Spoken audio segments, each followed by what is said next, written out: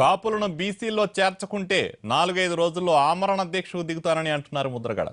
కాపు సమాజం అమ్ముడుపోయినట్లు ప్రభుత్వం అసత్య ప్రచారం చేస్తోందని ఆరోపించారు. ఆయన శాంతియుతంగా ఉద్యమం చేద్దామని పిలుపునిచ్చారు. అరెస్ట్ చేసిన దీక్షపై వెనక్కి తగ్గేది లేదంటున్నారు. తాము ఏ పార్టీకి దగ్గర కాదని, అలాగని వ్యతిరేకం కూడా కాదన్న ముద్రగడ కాపులది ఆకలి పోరాటం అన్నారు. ఇక ఏపీ హోంమంత్రి చినరాజప్ప మాట్లాడుతున్నారు. ఇప్పుడు లైవ్ చూద్దాం. మరి ఎలాగా హింస జరుగుతుందని చెప్పి ఎవరు ఊహించలేదు, కానీ జరిగింది. మేము ముందే చెప్పాం, ఇందులో ఈ కాపు ఉద్యమంలో ముద్రగడ పేరుతో వైఎస్ఆర్సీపీ పార్టీ ఉందే, పూర్తి సపోర్ట్ చేస్తుంది ఇది అని చెప్పి ముందుగా మేము 10-15 రోజుల నుంచి నేను చెప్పడం జరిగింది.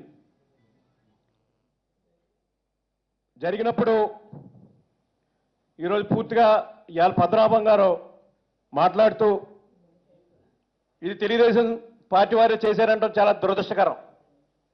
ఒక పెద్ద మనిషి మరి అలా మాట్లాడకూడదు. ఇది ఎలా జరిగింది, ఏం జరిగిందని దానికి అన్నీ తెలుసు. ఆయన తీసుకున్న నిర్ణయం కూడా సడన్గా తీసుకోవడం జరిగింది. ఇందులో జగన్ పార్టీ వాళ్ళు ఉన్నారు, బీజేపీ ఉంది, చాలా మంది ఉన్నారు స్టేజ్ మీద. అంత పెద్ద మనుషులు కూడా ఉన్నారు, చాలా పెద్ద మనుషులు ఉన్నారు. మనుషులు అందరూ ఉన్నప్పుడు ఎవరికే మాట్లాడినా కూడా అవకాశం ఇవ్వలేదు. ఇవ్వకుండా మరి రెండో స్పీకర్గా డిక్లేర్ చేయడం జరిగింది ఇది మాట్లాడిన తర్వాత. మరి అలాంటి సంఘటన జరిగినప్పుడు మరి తెలుగుదేశానికి సంబంధం ఉందని చెప్పడం మేము ఖండించడం. మరలా మీరు ఆలోచించండి, ఎందుకంటే ఇలాంటి మాటలు మాట్లాడొద్దని చెప్పి కూడా హెచ్చరిస్తున్నాను కూడా. ముఖ్యంగా మీ సంగతి ఒకసారి వస్తే మీరు 30-35-40 సంవత్సరాల రాజకీయం ఉంది మీకు. మంత్రి అయ్యారు, ఎంపీ అయ్యారు, 30 జీవో గురించి నిన్న చెప్పారు మీరు. 30 జీవో తర్వాత మీరు తెలుగుదేశం పార్టీలో ఎంపీ అయ్యారు 94లో. మేము కూడా 30 సంవత్సరాలు ఉన్నాం. ఈ జీవో 30 జీవో వచ్చినప్పుడు ఆర్థికంగా సహకారం చేయాలని చెప్పి ఆ రోజు విజయభాస్కర్ రెడ్డి గారు చేశారు, తర్వాత చంద్రబాబు నాయుడు గారు వచ్చాక చేశారు. మరి గత 10 సంవత్సరాలు ఉన్నాయి. 10 సంవత్సరాలు దీని గురించి పట్టించుకోలేదు. ఈ బొత్స గారు కానీ పట్టించుకోలేదు. ఇది కాంగ్రెస్ గవర్నమెంట్లో పెద్ద నాయకులు ఉన్నారు, కౌరు చెప్పేవారు ఉన్నారు, అందరూ కూడా పట్టించుకోలేదు. ఈ పరిస్థితిలో మేమే గౌరవ ముఖ్యమంత్రి గారు చంద్రబాబు నాయుడు గారిని పాదయాత్రలో కలిసి మేమే ఆయనతోటి రిక్వెస్ట్ చేసి మీరందరూ ఖచ్చితంగా మాకు కాపులకు ఉపకారం పడండి, మేము మీతో ఉంటామని చెప్పి చెప్పడం జరిగింది. ఆయన కూడా స్పందించి పిలమని చెప్పి అందరి నాయకులందరూ పిలిచిన తర్వాత మరి బీసీ కార్పొరేషన్ ఏర్పాటు చేస్తాను, 5,000 ఇస్తానని 5 సంవత్సరాలు సంవత్సరానికి 5 సంవత్సరాలు 5,000 ఇస్తానని చెప్పడం జరిగింది. కమిషన్ వేస్తానని చెప్పడం జరిగింది. మీ అందరం కూడా ఒప్పుకున్నాం.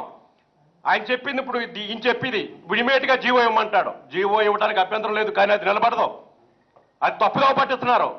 వేళ జీవో ఇవ్వాలి. జీవో ఇచ్చిన తర్వాత ఒక కమిషన్ ఏర్పాటు చేసి కమిషన్ ద్వారా చేయాలి తప్పించి జీవో నిలబడదని చెప్పి మేము కూడా చెప్పడం జరిగింది.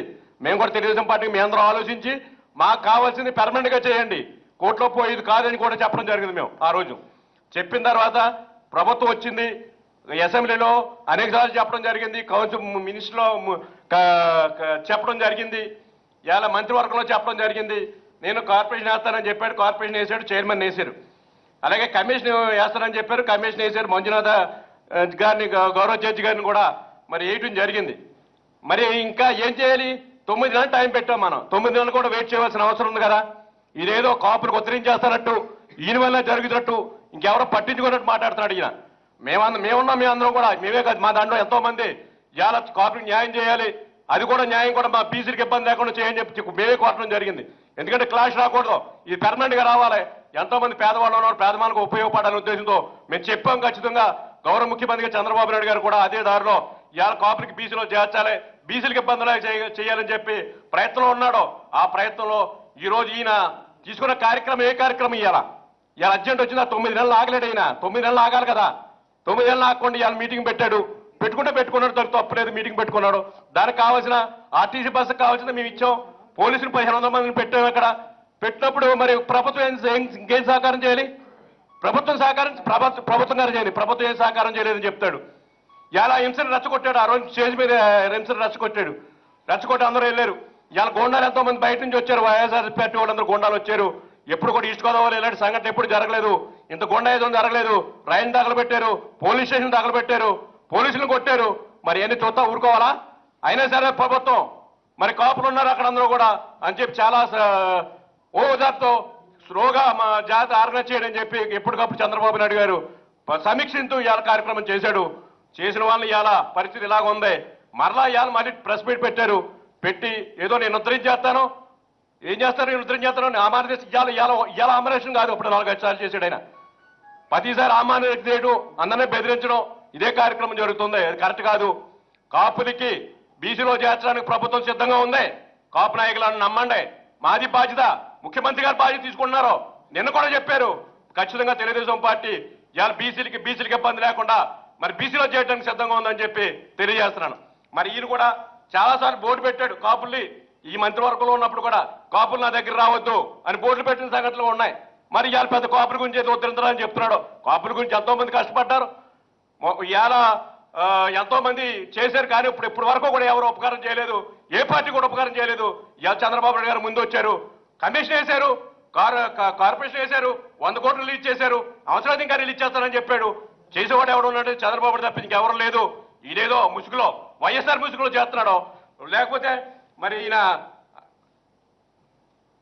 కరుణాకర్ రెడ్డి గారు తిరుపతి నుంచి ఒక 10 రోజుల ముందు వెళ్ళాడు ఆయన ఆర్థిక సాయం చేశాడు దీని అన్నింటినీ కూడా వెనకాల బ్యాక్గ్రౌండ్ ఆయన చేశాడు మేము అందుకే నేను అడ్వాన్స్ కట్టే 15 రోజుల నుంచి చెప్తున్నాను నేను వైఎస్ఆర్ పార్టీ పాత్ర ఉందని చెప్పి 15 రోజుల ముందు చెప్పాను నేను వీళ్ళందరినీ చేసుకోవాలని పని ఉంది అక్కడ పరిస్థితి మీరు చూశారు మీరు అందరూ కూడా ఇలా తెలుగుదేశం చేసింది అది నేను హోంమంత్రిగా ఉన్నాను నేను నా కాపులకి గౌరవాలని చెప్పి నాకు హోంమంత్రి ఇచ్చాడు డిప్యూటీ సీఎం ఇచ్చాడు ఆ గౌరవం నేను పోవాలి ఇతను తప్పించి ఎవడో పదవి అక్కర్లేదు అతనికే పదవి కావాలి అతని దృష్టి అది ఇలా స్టేజ్ మీద కూడా అంతమంది ఉన్నారు వాళ్ళు ఎవరు మాట్లాడకూడదు అతను ఒక్కడే మాట్లాడాలి ఆయన మెంటాలిటీ అది అలాంటి మెంటాలిటీకి పనిచేయడు ప్రజాస్వామ్యం ఇప్పుడు ఎవరిని తెచ్చుకోవాలందరూ కూడా కాపులని కోరేది ఏంటంటే చేయడానికి చంద్రబాబు సిద్ధంగా ఉన్నాడు మనం చేయించుకుందారే మంచి మార్గంలోకి వెళ్తారే గౌరవంగా వెళ్తారే మన పిల్లలందరూ కూడా పైకి తీసుకొస్తారని చెప్పి కోరుతూ ఈ పద్మనాభం గారు చెప్పిన అట్లు నమ్మొద్దని చెప్పి నేను తెలియజేస్తాను